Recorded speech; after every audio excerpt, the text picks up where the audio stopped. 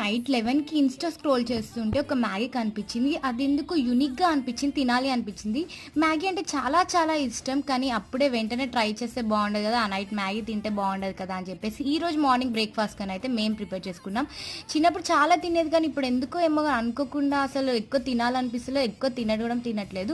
ఈ రెసిపీ అయితే చాలా యూనిక్గా ఉంది. సో నైటే మా చెల్లకైతే షేర్ చేశాను, ఈ వీడియో ట్రై చేద్దామని చెప్పేసి ఎలా ఉంటుందో టేస్ట్.